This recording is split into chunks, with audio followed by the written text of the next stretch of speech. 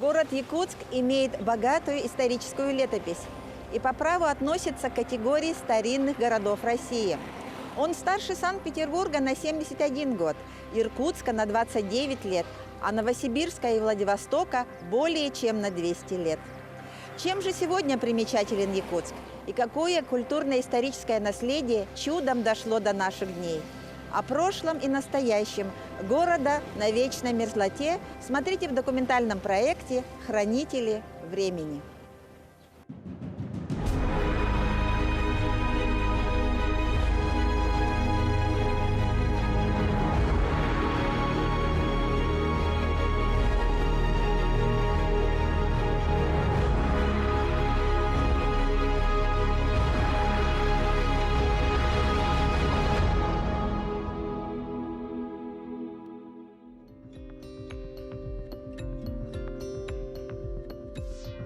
За 3 с лишним столетия облик Якутска изменился основательно.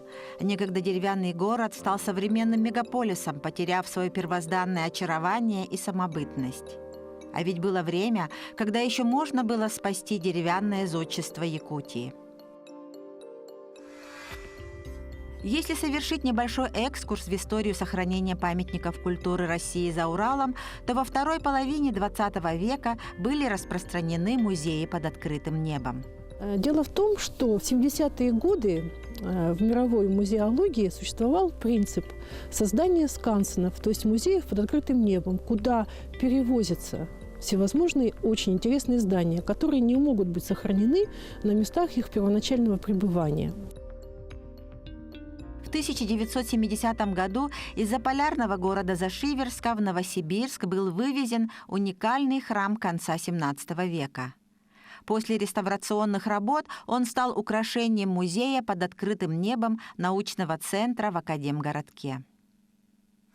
7 годами позже, по инициативе народного писателя Дмитрия Кононовича Сивцева Сорон Омаллана, в Якутии был основан историко-мемориальный музей политической ссылки в селе Черкёх. Силами общественности были спасены обреченные на гибель архитектурные здания XIX-XX веков. История всесильна. Она требует в себе уважения каждого человека. И я тоже, на старости лет воздал дань истории и начал изучать историю своего родного народа. В Иркутской области удалось собрать памятники истории, архитектуры и этнографии XVII-XX веков на территории архитектурно-этнографического музея Тальцы. Новый музей принял своих первых посетителей еще летом 1980 года.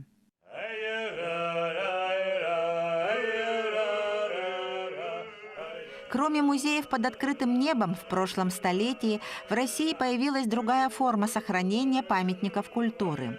115 городов получили новый статус исторического населенного пункта. Спустя 20-летие в этот список вошли города Якутск, Алекминск и Вилюйск. Затем этот перечень был сокращен до 41 населенного пункта. Теперь за Уралом статус исторического поселения имеют только города Томск, Кяхта, Иркутск и Енисейск. Что значит историческое поселение? Историческое поселение значит, если в черте населенного пункта есть объекты культурного наследия, включенные в реестр, то в целях их сохранения, комплексной исторической застройки, исторического облика, они могут быть признаны историческим поселением либо федерального, либо регионального значения. То есть, по-простому, это должно быть минимум 2 исторических дома, и эту часть можно рядом их стыкать, сделать границей исторического поселения. Новые дома, которые будут строиться в черте этого, они должны быть похожи на эти старые дома. Если это федеральное значение будет, то разрешение на строительство этих домов будет давать Министерство культуры Российской Федерации. Они будут смотреть на архитектурный облик этого дома. То есть они похожи или не похожи. Потом ограничения даже вплоть до столбов. То есть столбы должны быть, фонари должны быть исторического вида. Потом улиц, название улиц, которые там так и осталось, они так и должны остаться. То есть 100 лет, 200 лет пройдет, название улиц и ширина этих улиц должна остаться. На сегодняшний день в столице Алмазной республики остались последние островки старины, сохранившие летопись прошлого. Ну вот перед нами эта карта 1770 года.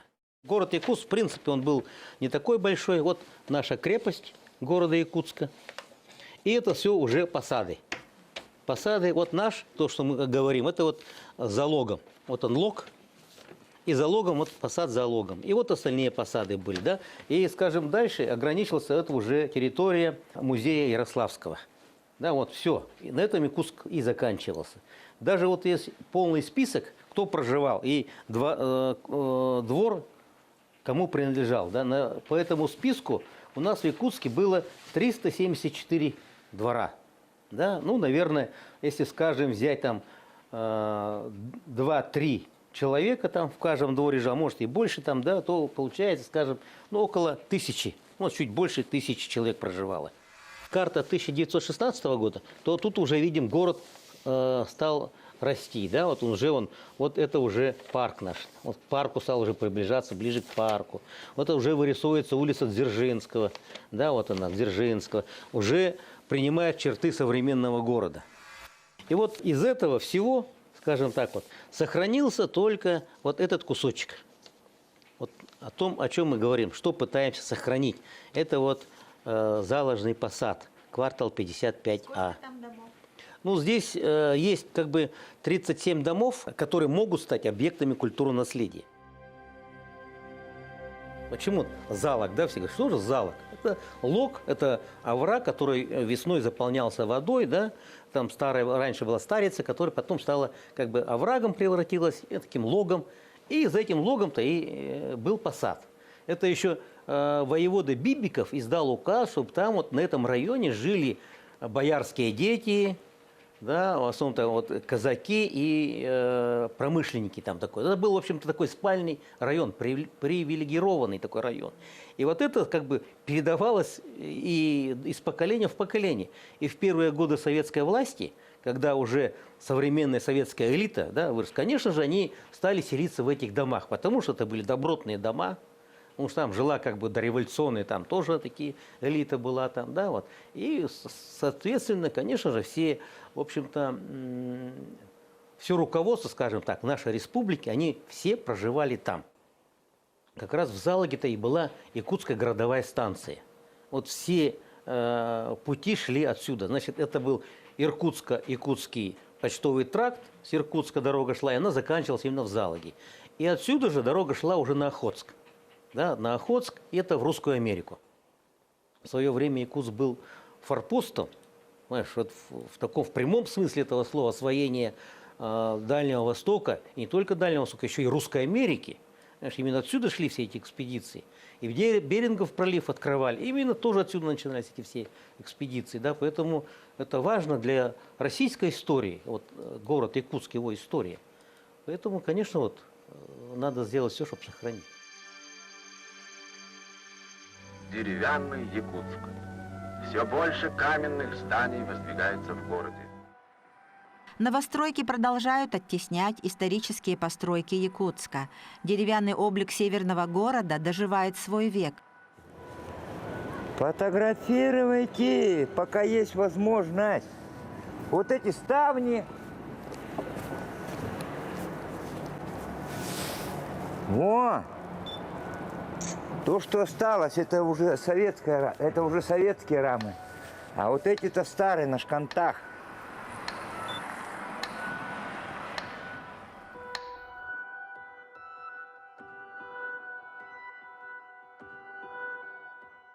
Но чудом уцелел небольшой островок Заложного района, и благодаря проекту Якутского отделения Всероссийского общества охраны памятников истории и культуры в скором времени он преобразится и может стать жемчужиной города Якутска. Благодаря, не знаю, таким событиям, может быть, история их специально сохраняет, да? Небеса, может быть, им помогают. Но они здесь сохранились. Но дело в том, что в истории любой дом, который старше 100 лет, он имеет ценность. Она имеет ценность не только историческую, но и именно ценность, архитектурную ценность. Это же элемент нашей истории нашего градостроительства. Каким был раньше наш город?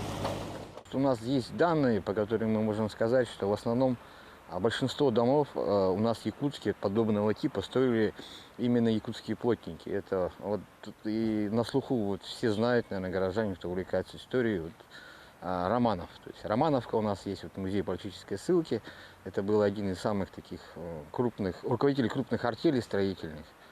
И они принимали вот на работу именно якутских плотников. Вот Тулагин, Акемса, вот Западно-Кангаласский улус, то есть нынешний Хангаласский улус. В общем, то, что здесь рядом, вот они приходили и все работали. Опять же, мы говорим о том, что все ученые, когда приезжали сюда еще до революции, они именно отмечали мастерство якутских плотников. То есть можно было показать какую-то фигуру в металле или там бронзовую какую-то статуэтку, тут же якутский мастер мог ее сделать именно из дерева. Поэтому они, якутские плотники, якутские артели тогда были очень популярными и всегда принимались за любую работу. И здесь, конечно, в основном то, что если мы видим дома четырехскатные, с высоким каблучком, с высоким карнизом, то эти дома как раз сделаны именно якутскими плотниками. Есть, конечно, дома, которые строили самостоятельно. Это все было в зависимости от уровня самого заказчика. Здесь каждый дом связан с именами людей, которые оставили след в истории развития Якутии. Сейчас вот у нас вот стоит дом Чапалова, вот эта улица Чапалова называется. И вот этот дом раньше стоял на проспекте Ленина, где сейчас магазин «Подписные издания» раньше был. Именно в 50-х годах, когда началось строительство этого дома, осознавая того, что это имеет огромную ценность, этот дом, потому что здесь жил как раз Владимир Чапалов, вот знаменитый участник 3 революций, это тот же один из первых соратников по студенчеству, получается, Платона Юнского, Варахова, Максима Амосова. А сейчас на данный момент это здание, да, одно из, вообще, самое старое здание в городе Якутске. Все. И вот поэтому вот в 50-х годах при строительстве этого нового каменного здания было решено перенести его вот сюда, вот, на одноименную улицу Чапалова. Дом еще примечателен тем, что здесь, конечно, жил глава Восточно-Кангаласского улуса. Это нынешний Медино-Кангаласский улус Лепчикова. Он этот дом купил его. Здесь жили его огромное количество близких родственников. Ну, как и принято было во всей России, вот этот дом был уплотнен квартирантами, соответственно. Как вот помните, наверное, произведение «Собачье сердце» у Шарикова, когда Шондор приходил, вот абсолютно вот так же происходило и в Якутске. То есть все дома, которые здесь находились, они стали, как сказать, квартирами, да. Если раньше был один хозяин, то теперь уже постсоветский, советский период советской власти, здесь проживало уже по несколько семей. То есть одна комната, одна семья. На данный момент, вот уже в 21 веке, это, к сожалению, единственный такой вот у нас в городе Якутске сохранился дом такого типа. Это обыкновенный такой, так называемый провинциальный сибирский тип малых городов, да, российских городов. Это, конечно, огромное влияние той моды, которая была в конце 19 века, в начале 20 века, и вообще именно по Сибири. Единственная такая усадьба, городская именно, которая сохранилась у нас в Якутске, это усадьба Кершенгольцев, знаменитых. Вот есть у нас и школа 9 имени Кершенгольца, есть у нас целая плеяда ученых Кершенгольцев. Вот их предки жили вот до революции именно на этой усадьбе. Можно как раз вот рассказывать о структуре вообще городской усадьбы. То есть это один дом, получается, там, где они сами жили, и обязательно в каждой усадьбе был доходный дом. Потому что, как мы говорим, всегда город Якутск страдал от отсутствия жилья. Приезжало очень много полицейных, где надо было им жить. Даже вот приезжали работники областного управления, там полицейского управления, которые направляли. У самой Якутской области не было своих таких отдельных зданий, поэтому им приходилось тоже все снимать покомнатно, как бы пансион некий, да, то есть они их кормили, хозяева, соответственно, готовили дрова, они за это платили деньги. Вот поэтому один дом жилой дом, один дом доходный дом, то есть доходный дом и тот, кто приносит доход. По этой усадьбе можно изучать историю вот, градостроительства, как это было расположено, историю нашего города.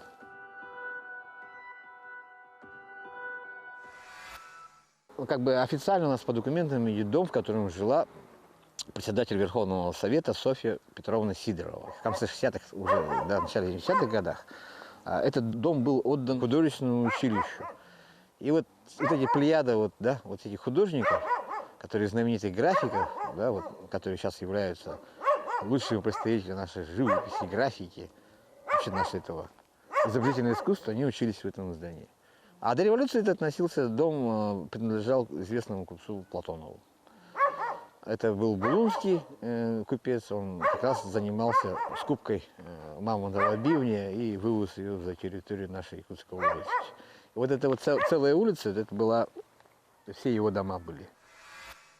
Дом, в котором именно жила семья Скрябиных и сам Адам Васильевич Скрябин. Когда вот у него были юбилейные мероприятия, вот нужно было как-то отметить этот дом мемориальной доской, то есть было решение все-таки сделать его ближе к улице, чтобы люди смотрели, невозможно, да, было сложно зайти в этот дом. А на самом-то деле это усадьба как раз Скрябиной. И вот этот дом, на котором висит мемориальная доска, это как раз их доходный дом, опять же. А сама семья жила в этом доме. А это вот, к сожалению, вот то, что сейчас является квартирами, это вот хозяйственный амбар. В тот период, когда гужевой транспорт перестал быть необходимым, то есть появились автомобили, мотоциклы, трактора, и, соответственно, очень много амбаров, хозяйственных амбаров было переоборудовано под квартиры. То есть устанавливали печки, делали перегородки, и люди жили. В Якутске, как и сегодня, так и тогда, остро стоял квартирный вопрос. Остро стоял. Сегодня к нам приезжают туристы. В последнее время в Якутск уже, действительно, потоки туристов начинают увеличиваться. И самое-то главное, едут не просто люди за какой-то экзотикой, да, а приезжают люди уже, которые побывали, в общем-то, по всему миру уже. Они съездили весь мир. И вот они, когда приезжают в Якутск, они не просто так приезжают, они перед этим изучают. Благо, есть интернет, они зашли и начинают изучать город Якутск. И поэтому они всегда спрашивают, а где у вас здесь шахта Шаргина, а где там такой-то объект, а где можно посмотреть старые дома.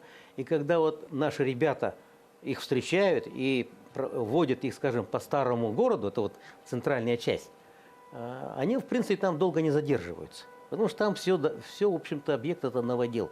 Сплошной новодел, там только 2 объекта, действительно, как бы исторические объекты. И когда их мы приводим в Залог, они пропадают часами.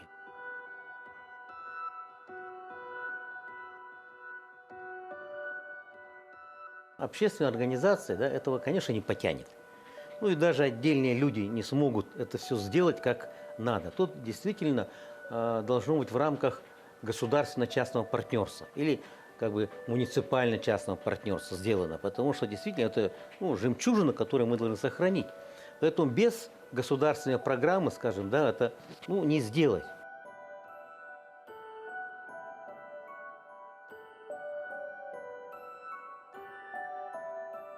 По нашему проекту не только, скажем, сохранить те дома, которые вот на этой территории есть, но и еще мы предлагаем перенести дома, скажем, вот со Старой Табаги, потому что на самом деле в городе Якутске, в Залоге уже станции-то почтовой нету, тех домов нету, да? А в Старой Табаге есть эти дома заброшенные, реальные почтовые станции. Поэтому мы предлагаем эти дома вот здесь поставить в Залоге и воссоздать станцию Якутскую городовую. Мы, конечно, задачу ставим, да, к 2022 году. Все-таки 2022 год, 2022 год – это столетие образования ЯССР, образования нашей республики. Да. Хотелось бы, чтобы вот здесь как раз-то и сконцентрировались все мы, и республиканская власть, и городская власть, и бизнес-сообщество, и общественность. Да, вот именно вот здесь бы мы выполнили задачу, тем более, что уже подвижки пошли.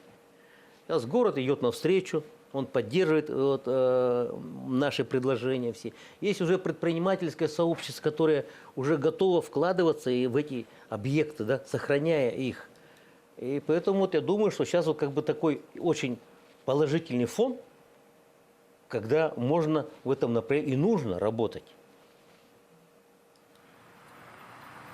В 21 веке слово «сохранить» стало ключевым. Благодаря краеведам, историкам и общественности Якутии мы можем сказать, что летопись Северного края продолжает пополняться новыми фактами.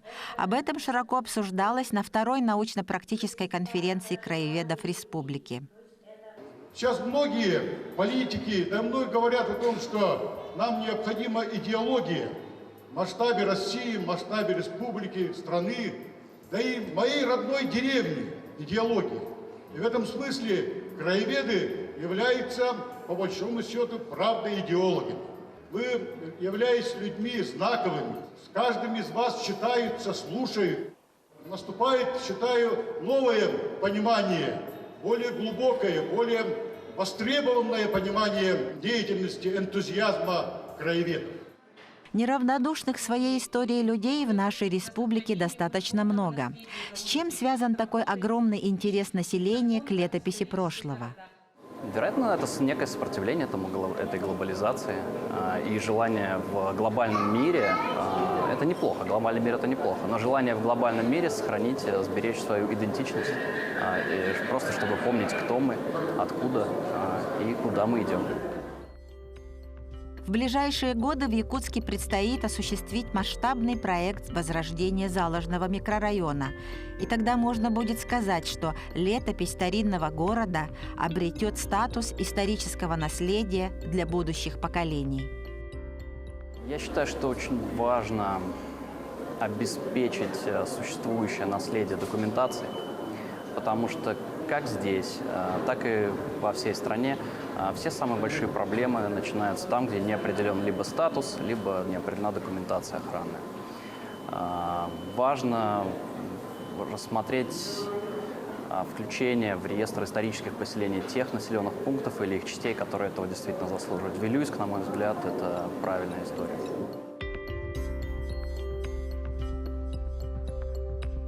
У города Вилюйска большие шансы. В настоящее время мы взяли под охрану в городе Вилюйске 24 дома включили в реестр, по 16 объектам еще проводится работа, то есть экспертиза нужна для его включения в реестр. По городу Алекминского там пока 2 дома включено в реестр, но рядом еще стоят около 5 домов по улице Спасской. Мы эту часть тоже хотим признать историческим поселением, но, скорее всего, его полно потянет на региональное значение. По городу Якутску мы думали тоже подать его на историческое поселение федерального значения, но к нам приезжал буквально 2 недели тому назад председатель Всероссийского общества охраны памятника истории и культуры Демидов Артем Геннадьевич. И он встречался с мэром, с Сарданой Владимировной Аксентьевой. Но он сказал, что залог номер 2, старый город номер 2, который мы называем, оно, в принципе, уже видоизмененное очень сильно, несмотря на то, что там 35 домов, исторических домов.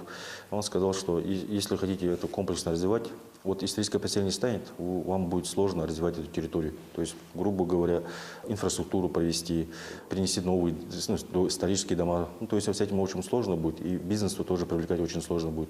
Поэтому он сказал, что город Якутск, залог надо признать достопримечательным местом. Там уже более мягкие требования.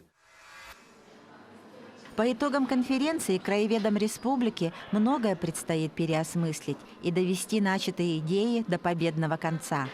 Главными организаторами является Русское географическое общество, музей «Моя история», мы, Краеведческий музей, мы все, Институт гуманитарных исследований, мы все вместе должны издать сборник лучших докладов нашей конференции. Была принята резолюция, потому что, чтобы в воздухе все это не оставалось, все, что интересное там прозвучало. И для нас самые интересные были это установить QR-коды с информацией о памятнике культурного наследия, разработки законопроекта по защите нематериального культурного наследия народов Республики Саха-Якутия и развитие экологических экспедиций с участием школьников, студентов. И вот такие вот предложения были самые интересные. Сохранять, чтобы помнить. Восстанавливать, чтобы созидать. Творить, чтобы идти вперед. Все эти 3 ипостаси человеческого жития не только благородные, но и жизнеутверждающие. Да настанет тот день, когда старинный город на вечной мерзлоте с богатым историческим прошлым в новом мире получит второе дыхание и станет достоянием будущего.